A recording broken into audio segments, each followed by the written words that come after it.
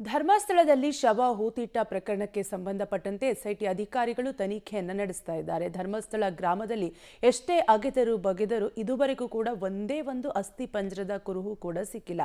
ಹೀಗಾಗಿ ಧರ್ಮಸ್ಥಳ ಗ್ರಾಮದಲ್ಲಿ ಅಗೆಯುವ ಕೆಲಸಕ್ಕೆ ಅಲ್ಪ ವಿರಾಮ ಬೀಳುವ ಸಾಧ್ಯತೆ ಇದ್ದು, ಇಂದಿನಿಂದ ಏನಿದ್ರೂ ವಿಚಾರಣೆ, ಕಡತಗಳ ಜೋಡಣೆ, ಸಾಕ್ಷಿದಾರನ ಹೇಳಿಕೆಯನ್ನು ಎಸ್ಐಟಿ ಅಧಿಕಾರಿಗಳು ಪಡೆಯುವ ಸಾಧ್ಯತೆ ಇದೆ. ಈ ಕುರಿತ ಡೀಟೇಲ್ಸ್ ಇಲ್ಲಿದೆ, ನೀವೇ ನೋಡಿ. 16 ಸ್ಪಾಟ್ಗಳಲ್ಲೂ ಸಿಗದ ಅಸ್ಥಿ ಕುರುಹು, ಕಗ್ಗಂಟಾಗಿ ಉಳಿದ ಪಾಯಿಂಟ್ ನಂಬರ್ 13. ಎಸ್ಐಟಿಗೆ 13ನೇ ಸ್ಪಾಟ್ ಕಂಪ್ಲೀಟ್ ಮಾಡೋ ಸವಾಲು. ಧರ್ಮಸ್ಥಳದಲ್ಲಿ ನೂರಾರು ಶವ ಹೂತಿಟ್ಟ ಪ್ರಕರಣದ ತನಿಖೆಯನ್ನು ಎಸ್ಐಟಿ ಮುಂದುವರೆಸಿದೆ. ಅನಾಮಿಕ ದೂರುದಾರ ತಿಳಿಸಿದ ಕಡೆಯಲ್ಲೆಲ್ಲ ವಿಶೇಷ ತನಿಖಾ ತಂಡದ ಅಧಿಕಾರಿಗಳು ಶೋಧ ನಡೆಸುತ್ತಿದ್ದಾರೆ. ಅನಾಮಿಕ ತೋರಿಸಿದ ಜಾಗದಲ್ಲೆಲ್ಲ ಕಾರ್ಮಿಕರು ಜೆಸಿಬಿ, ಹಿಟಾಚಿ ಬಳಸಿ ಗುಂಡಿ ತೋಡಲಾಗ್ತಿದೆ. ಧರ್ಮಸ್ಥಳ ಗ್ರಾಮದ 16 ಕಡೆ ಸಮಾಧಿ ಶೋಧ ಮಾಡುವ ಪ್ರಕ್ರಿಯೆಗೆ ತಾತ್ಕಾಲಿಕ ಬ್ರೇಕ್ ಬಿದ್ದಂತಿದೆ. ತನಿಖಾ ತಂಡ ಈವರೆಗೆ ನಡೆಸಿದ ವರದಿ ತಯಾರಿ ಮಾಡಲು ಸರ್ಕಾರ ಸೂಚಿಸಿದೆ. ಬಹಳ ಕುತೂಹಲ ಮೂಡಿಸಿದ್ದ 13ನೇ ಸೈಟಿನಲ್ಲಿ ಇವತ್ತು ಮಣ್ಣು ಬಿಟ್ಟರೆ ಬೇರೇನೂ ಸಿಕ್ಕಿಲ್ಲ. ಭಾರೀ ಮಳೆಯ ನಡುವೆ ಕಾರ್ಯಾಚರಣೆ ನಡೆಸಿ 22 ಅಡಿ ಆಳ ತೋಡಿದರೂ ಯಾವುದೇ ಕುರುಹುಗಳು ಪತ್ತೆಯಾಗಿಲ್ಲ. 30 ಕಡೆಗಳಲ್ಲಿ 100ಕ್ಕೂ ಹೆಚ್ಚು ಶವ ಹೂತಿದ್ದೇನೆ. 30 ಕಡೆಗಳಲ್ಲಿ ಜಿಪಿಆರ್ ಬಳಸಿ ಶೋಧ ನಡೆಸಿ ಉತ್ಖನನ ಶುರು ಮಾಡಿ 2 ವಾರ ಆಗಿದ್ರೂ ಈವರೆಗೂ ಯಾವುದೇ ಸೂಕ್ತ ಕುರುಹು ಸಿಕ್ಕಿಲ್ಲ. ಈ ಮಧ್ಯೆ ಅನಾಮಿಕ ದೂರುದಾರ ತನಿಖಾಧಿಕಾರಿಗಳಿಗೆ ಹೊಸ ಮನವಿಯನ್ನು ಮಾಡಿದ್ದಾನೆ. ನಾನು ತೋರಿಸಿದ 30 ಕಡೆಗಳಲ್ಲಿ ಶೋಧ ನಡೆಸಿ ಅಂತ ದುಂಬಾಲು ಬಿದ್ದಿದ್ದಾನೆ. ಎಸ್ಐಟಿಗೆ ಅನಾಮಿಕ ದುಂಬಾಲು. ನಾನು ತೋರಿಸಿದ 30 ಕಡೆಗಳಲ್ಲಿ ಜಿಪಿಆರ್ ಹಾಕೋಣ. ಬಂಗ್ಲೆಗುಡ್ಡ, ಕಲ್ಲೇರಿ, ರತ್ನಗಿರಿಯಲ್ಲಿ ಜಿಪಿಆರ್ ಹಾಕಿ.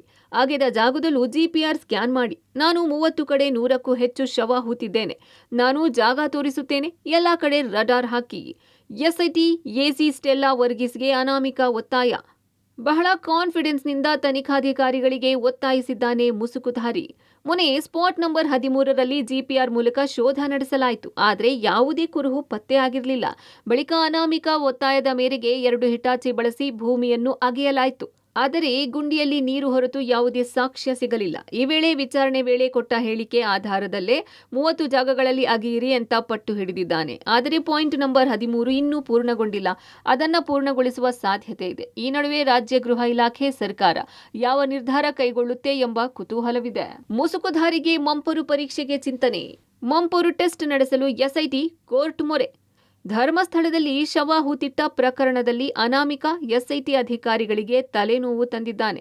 ಆತ ತೋರಿಸಿದ ಕಡೆಗಳಲ್ಲಿ, ಅಡಿಗಳಲ್ಲಿ ಆಳ ಅಗಲಕ್ಕೆ ಅಗೆದರೂ ಬಗೆದರೂ ಯಾವುದೇ ಸಾಕ್ಷ್ಯ ಸಿಗುತ್ತಿಲ್ಲ. ಹೀಗಾಗಿ ಮುಸುಕುಧಾರಿಗೆ ಮಂಪರು ಪರೀಕ್ಷೆ ಮಾಡಿಸಲು ಎಸ್ಐಟಿ ಚಿಂತನೆ ಮಾಡಿದೆ.